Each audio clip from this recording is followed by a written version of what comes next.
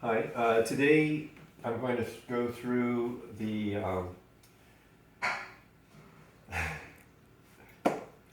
today I'm going to demonstrate how with modest means you can create a great cup of espresso using a heat exchanger machine.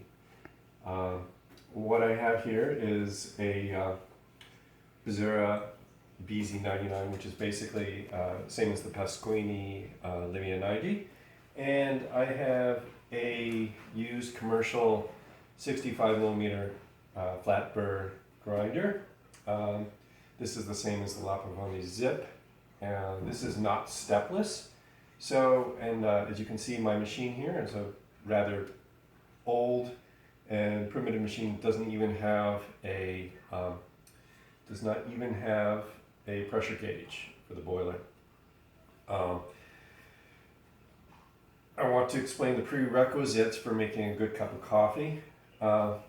Number one, I would not try making espresso with anything smaller than a 64 millimeter, 65 millimeter burr. I've had a 50 millimeter burr, which is what is in the Rancilio Rocky. And the results are just too inconsistent. You find yourself spending a lot more time trying to make adjustments that can't be made than actually producing a good cup of coffee. Scale. This is a cheap scale that reads within a tenth of a gram. A good tamper. Doesn't have to be anything special, just a good tamper that fits your portafilter. And all of the requisite tools for cleaning. I'm not going to go through the cleaning procedure, but you need a good brush, which you use up here to clean the seal and the screen. And you need a blind portafilter insert for back flushing your machine. If we're talking about a heat exchange machine, so pretty much all of them are capable of doing that. You can't iterate enough how cleanliness affects the taste of your coffee. As soon as you get a bit of stale coffee in the system, it's pretty much ruined. So one place to look at when you're considering the cleanliness is the bottom of the portafilter insert, the basket. Clean around the rim, get rid of any old coffee there, and of course within your portafilter.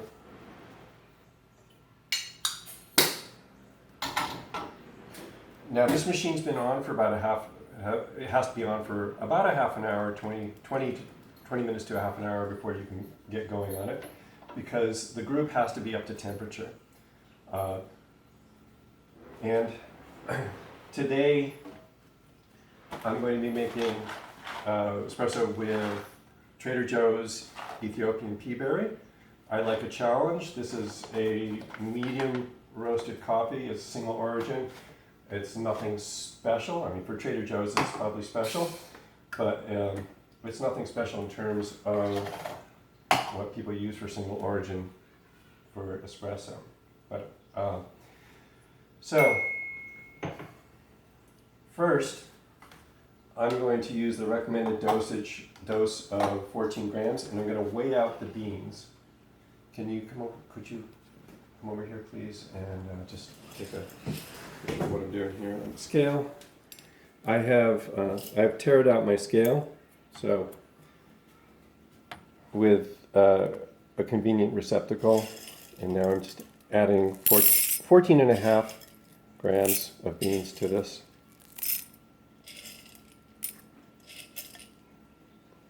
And that's fine.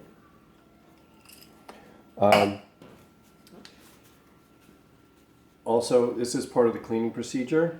Cafisa. Not going to do that now, but that's part of the back flush.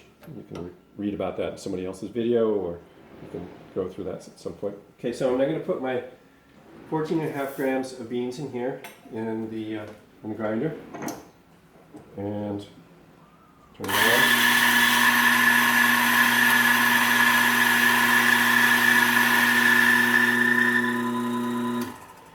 I'm single dosing, so basically putting in the exact amount of beans that I want, and grinding only that amount.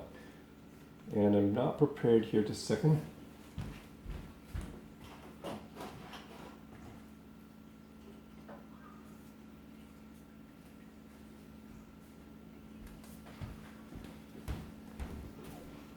You'll find that if you're using a commercial grinder with a doser, or even without a doser, you'll get some retention in the throat of the grinder, and you'll have to clean that out to get the right amount of, you have to sweep that out to get the right amount of grounds into your portafilter. So here, if you can take a look here, I'm just using an implement, any kind of suitable implement, this is a chopstick, to remove 2 or 3 grams from the throat of the grinder. And take my portafilter, make sure it's dry. And get the entire amount into the portafilter.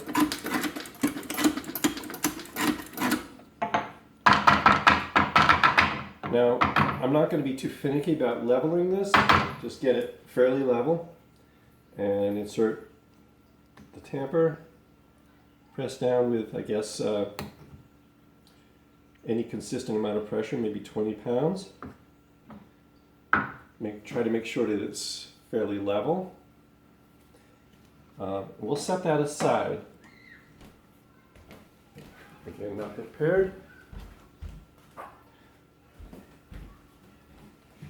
Now this is perhaps the most important part of making coffee with a heat exchange machine. The heat exchange machine brings the water up to pressure inside the boiler,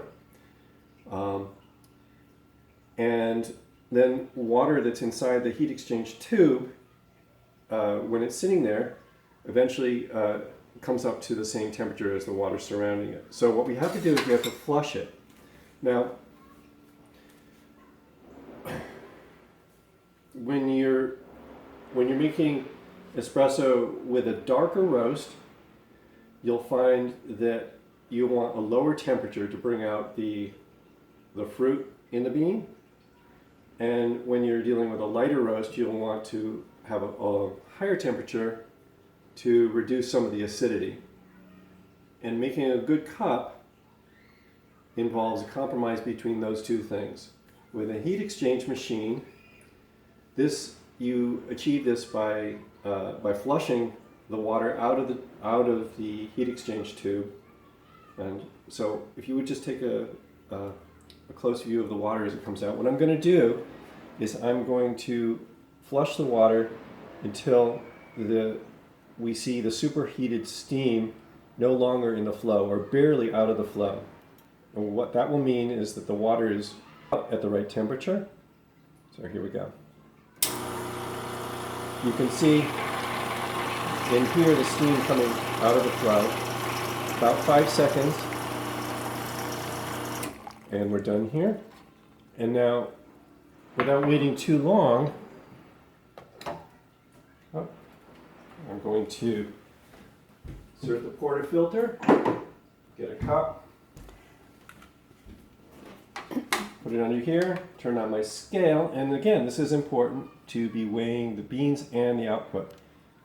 Okay, now I'm going to turn this on, and what I want is approximately 20 seconds of flow, 20 to 24 seconds after. Okay, so I'm counting in my head, and I'm watching the scale.